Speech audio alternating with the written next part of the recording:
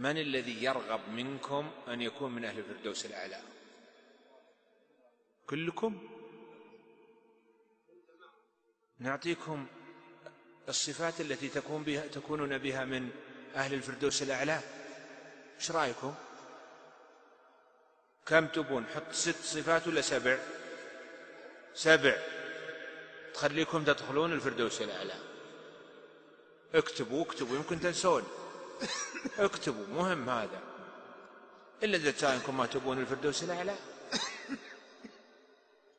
أول شيء الإيمان.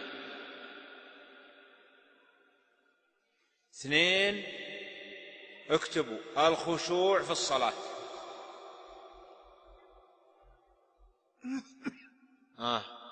ايش رايكم في الصفة الثانية؟ أنتم من أهلها؟ خشوع في الصلاة. ايش يعني خشوع في الصلاة؟ تأديها بطمأنينة وتتفكر في معاني ما تقرأ. ايش معنى سبحان الله، سبحان ربي العظيم، سبحان ربي الأعلى، الله أكبر، وتؤديها على وفق على طريقة النبي صلى الله عليه وسلم في الصلاة. سهلة الثانية. طيب الثالثة الإعراض عن اللغو والكلام الذي لا فائدة فيه والأعمال التي لا فائدة فيها.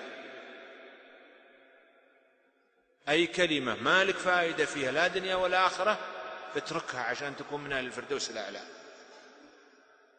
الكلام في فلان أو فلان، أو الحديث فيما لا ينفع، أو الألعاب اللي يلعبها الإنسان يتركها، هذا لغو. عرفنا الخصلة الثالثة. الرابعة أداء الزكاة للي عنده مال تجب فيه الزكاة. الصفة الخامسة حفظ الفرج. تنتبه، فرجك.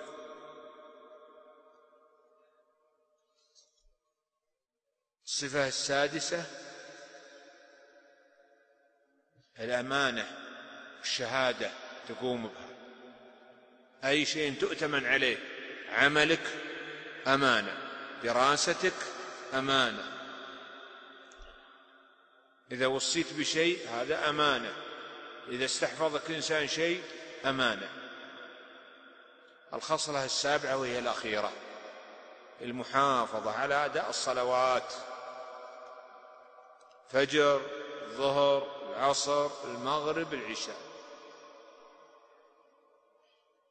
كم صفة؟ 7.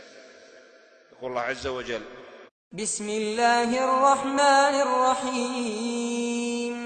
قد أفلح المؤمنون الذين هم في صلاتهم خاشعون والذين هم عن اللغو معرضون والذين هم للزكاة فاعلون والذين هم لفروجهم حافظون إلا على أزواجهم أو ما ملكت أيمانهم فإنهم غير ملومين. فمن ابتغى وراء ذلك فأولئك هم العادون والذين هم لأماناتهم وعهدهم راعون والذين هم على صلواتهم يحافظون. أولئك هم الوارثون الذين يرثون الفردوس هم فيها خالدون. أسأل الله يجعلكم من أهل الفردوس. أسأل الله يعينكم على أنفسكم. أسأل الله يعينكم على أنفسكم ويجعلكم من أهل الفردوس. هذا والله أعلم، وصلى الله على نبينا محمد وعلى آله وأصحابه وأتباعه وسلم تسليما كثيرا.